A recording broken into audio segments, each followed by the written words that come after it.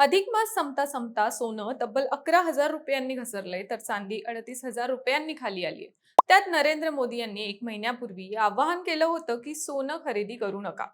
पण आता सिच्युएशनच अशी आलीय की सोनं विकत घेऊ वाटतंय. त्याचं सगळ्यात महत्वाचं कारण म्हणजे सोन्याचे अचानक पडलेले भाव. आणि याच पडझडीमुळे अनेकांच्या मनात हा प्रश्न आलाय की हीच खरेदीची किंवा गुंतवणुकीची योग्य वेळ आहे का, की सोन्या चांदीची किंमत अजून कमी होणार. अधिक मासाच्या सुरुवातीला नवी उंची गाठलेल्या सोन्या चांदीचे भाव कमालीचे खाली घसरताना दिसत आहेत. अनेकांनी वाढत्या किमतींमुळे या धातूंची खरेदी पुढे ढकलली होती, त्यामुळे या ग्राहकांसाठी हा दिलासा आहे. पण याबाबतची अनिश्चितता अजूनही कायम आहे आणि ग्राहकांमध्येही संभ्रम आहे. त्यामुळे सोन्या चांदीत पैसे गुंतवावे की नाही आणि आताच्या काळानुसार काय योग्य राहील, याबद्दलची सविस्तर माहिती आपण या व्हिडिओच्या माध्यमातून जाणून घेऊयात. नमस्कार, मी रुपल आणि तुम्ही पाहत आहात विशेष भारी. मंडळी, पंतप्रधान नरेंद्र मोदी यांनी नागरिकांना 1 वर्ष सोनं खरेदी करू नका असं आवाहन केलं होतं. त्यानंतर सोने व्यवसायावर त्याचा मोठा परिणाम झाल्याचं दिसून आलं होतं. पण आता सोने चांदीच्या दरात मोठी घसरण झाली आहे. आधी आपण पाहू सध्या बाजारात नक्की काय परिस्थिती आहे. आज 11 जूनला भारतात 24 कॅरेट सोन्याचा भाव प्रति ग्रॅम सुमारे 14,885 रुपये आहे, तर चांदीचा दर प्रति किलो सुमारे 2,49,900 रुपये आहे. आता हे आकडे ऐकायला मोठे वाटतात, पण संदर्भ समजून घ्या. जानेवारी 2026 मध्ये सोनं प्रति औंस $5,000 वर गेलं होतं. हा विक्रमी उच्चांक होता. चांदीने तर इतिहासात पहिल्यांदाच प्रति औंस $100 टप्पा ओलांडला होता, पण त्या उच्चांकापासून आता दोन्ही धातूंच्या किमती घसरल्या आहेत. अधिक मासाच्या सुरुवातीला असलेले सर्वोच्च दर आणि त्यानंतर 10 जून पर्यंत झालेली घसरण मोठी आहे. लोकसत्ताच्या वृत्तानुसार 18 मेला 24 कॅरेट सोन्याचे दर प्रति 10 ग्रॅम 1,63,255 पर्यंत पोहोचले होते. 10 जून पर्यंत यात तब्बल 11,330 ची घट होऊन सोने प्रति 10 ग्रॅम 1,51,925 वर आले आहे. तर चांदी प्रति किलो 2,82,220 च्या ऐतिहासिक पातळीवर होती. चांदीमध्येही तब्बल 38,110 ची प्रचंड घसरण झाली असून दर प्रति किलो 2,44,110 वर आले आहेत. आता सगळ्यात महत्वाचा प्रश्न म्हणजे सोनं आणि चांदी एवढ्या झपाट्याने का स्वस्त होत आहे. तर पहिलं कारण म्हणजे अमेरिकेच्या फेडरल रिझर्व्हने व्याजदर कपातीबाबत अत्यंत सावध आणि कठोर भूमिका कायम ठेवली आहे. त्यासोबत अमेरिकेत नोकऱ्या वाढल्याची माहिती माध्यमांमध्ये दाखवली जाते, म्हणजे अर्थव्यवस्था मजबूत आहे.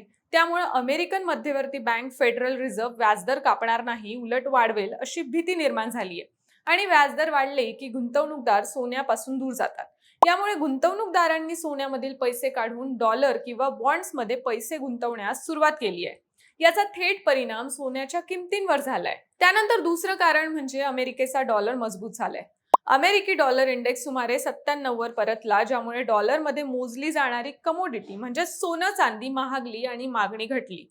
डॉलर महागला की सोनं स्वस्त होतं, हा जागतिक बाजाराचा नियम आहे. त्यानंतर तिसरं कारण म्हणजे इराण अमेरिकेतील तणाव आणि व्याजदर. अमेरिका इराण लष्करी संघर्षाने तेलाचे भाव वाढले गेले आणि त्याचबरोबर महागाई वाढण्याची भीती निर्माण झाली. त्यामुळे व्याजदर कापण्याची शक्यता पूर्णपणे कमी झाली. काही विश्लेषक वर्षाखेर व्याजदर वाढण्याची शक्यता वर्तवू लागले. यामुळे मार्च 2026 मध्ये सोनं एका महिन्यात 10% जास्त घसरलं आणि ही जून 2013 नंतरची सर्वात मोठी मासिक घसरण होती.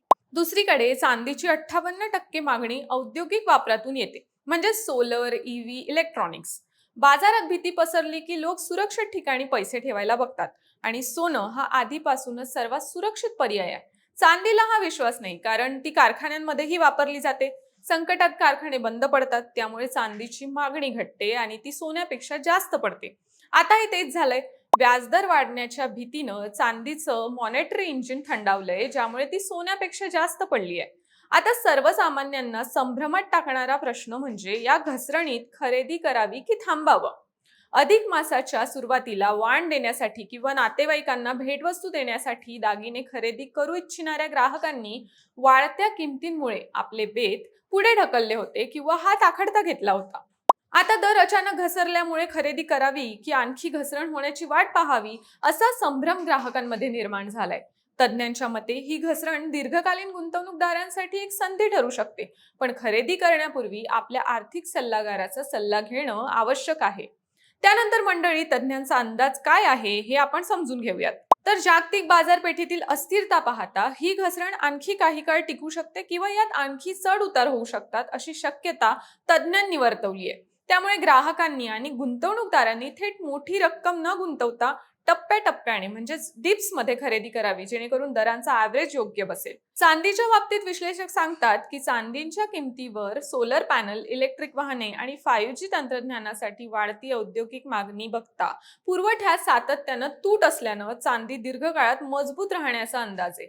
मग मंडळी, आता तुम्ही नक्की काय करू शकता? तर विश्लेषकांच्या मते लग्न समारंभासाठी दागिने खरेदी करणार असाल तर आता खरेदी करा.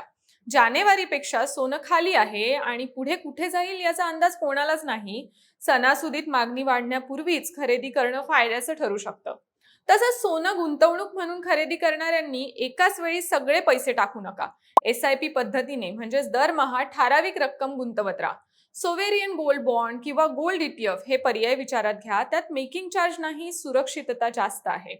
त्यानंतर ट्रेडर्सचा बाजार सध्या अस्थिर आहे, त्यामुळे घाई न करण्याचा सल्ला तज्ज्ञ देतात. थोडक्यात सांगायचं तर सोनं आणि चांदी स्वस्त झालीये हे खरं, पण ही घसरण तात्पुरती आहे की दीर्घकाळ हे कोणीही ठामपणे सांगू शकत नाही. अमेरिकन फेड, डॉलर आणि जागतिक घटनांमुळे ही चढउतार सुरू राहू शकते. म्हणूनच तज्ज्ञांचा एकच सल्ला आहे की गुंतवणूक करा, पण टप्प्याटप्प्याने. बाकी तुम्हाला याविषयी काय वाटतं हे आम्हाला कॉमेंट्समध्ये नक्की सांगा आणि विशेष भारीच्या YouTube चॅनलला सबस्क्राईब करायला विसरू नका.